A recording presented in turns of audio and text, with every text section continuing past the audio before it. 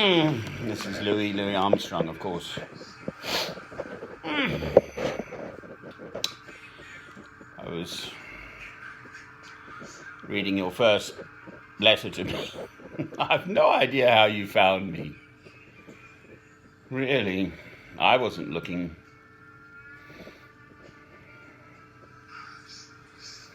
I've said it several times already, but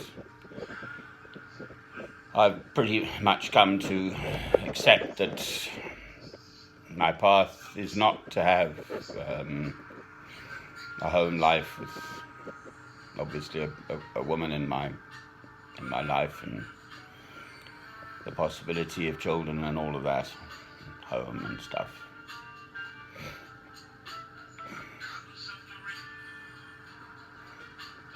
I'm here to serve God, I know that. I'm absolutely sure about that. I have no doubt whatsoever. I've seen myself in far too many circumstances not to have some idea of the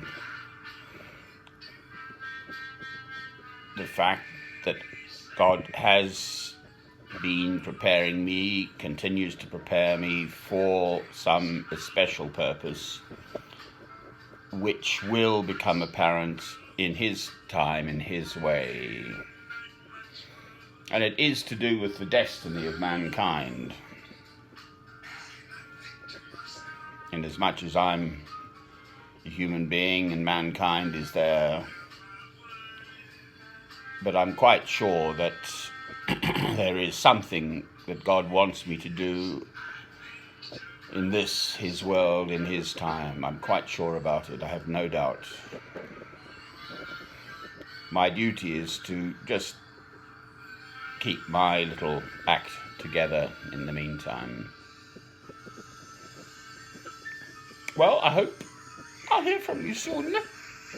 I didn't expect you to be away so long, but I don't want to harp on about that. You're having a lovely break with your family, so fine. Or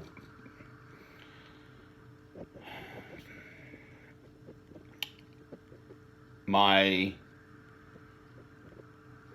intention for the present is to trust you. Until I know otherwise, I intend to trust you.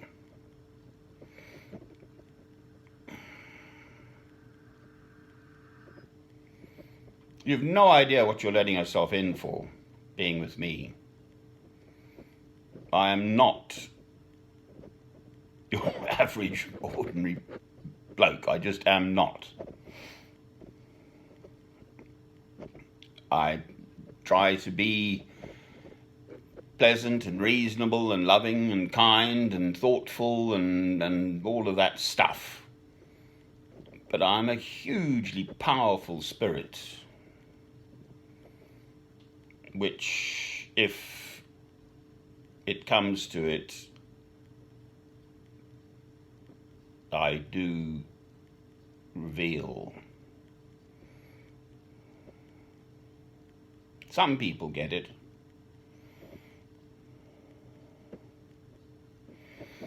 I remain true to God. That's what matters. And that is partly why people simply don't understand me.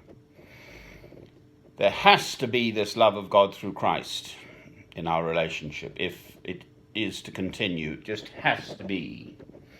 I can't force you on this matter. Won't even try. If in your heart you don't feel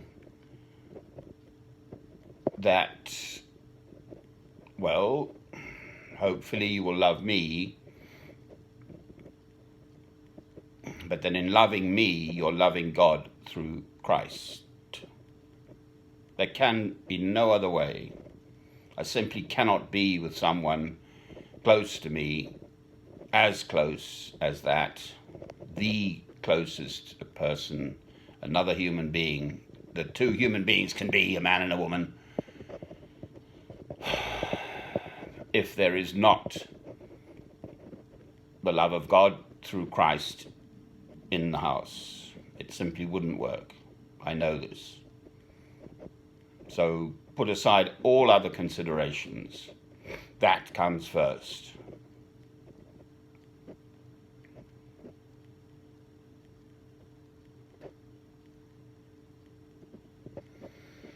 got the heating on again. It's actually a beautiful starlit night.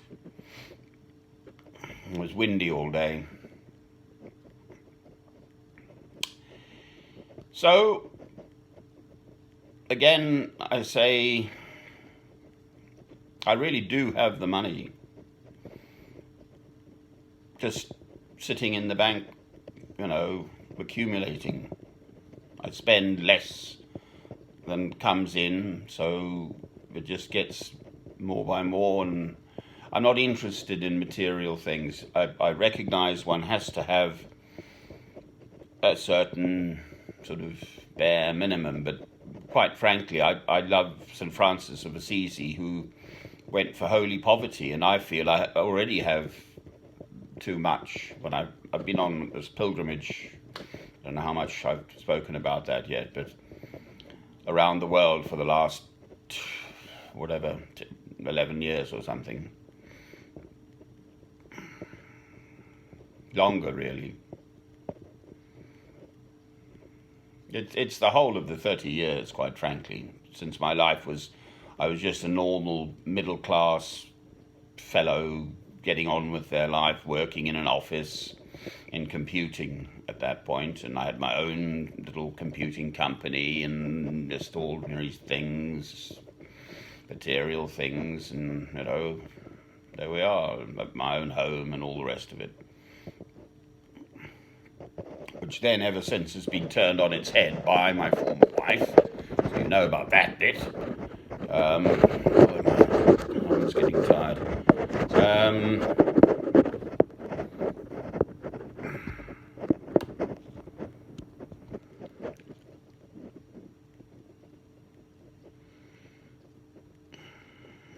And then I am what I am now, whatever that is. In general, my spirit wishes to be peaceful and loving.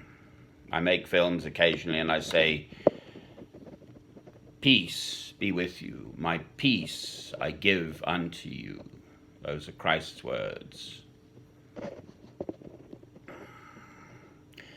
And I want to feel that peace, the love of God through Christ within me, that gives you that peace, and then I can share it with whomever I meet, the whole world, but directly with those I'm in contact with on a daily basis.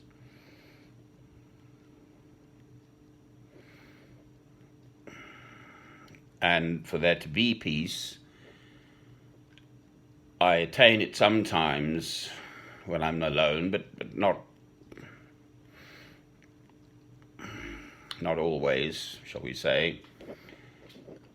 But to have any disharmony, lack of harmony, lack of peace on the home front, occasion between ourselves, just mustn't be. There must be peace. I mean, we're bound to fall out over something at some point. And then one should have the confidence to be able to speak about it, speak with vigor and strength. But then, basically, to make love again. And that means just one making the other a cup of tea, actually, not necessarily a physical thing at all. And sitting down and quietly going through what it was that troubled us.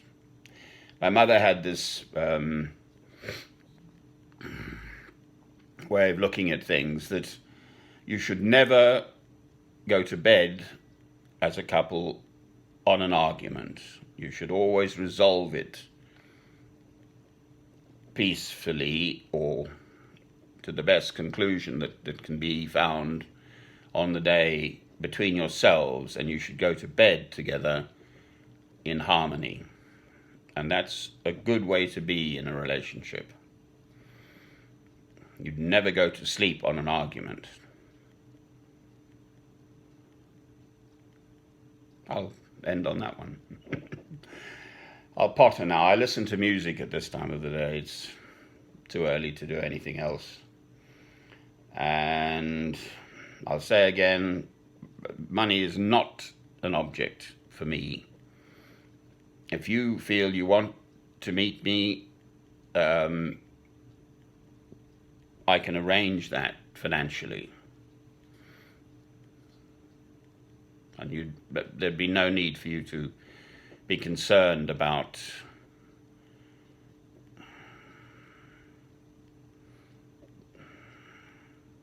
I don't know, anything, quite frankly.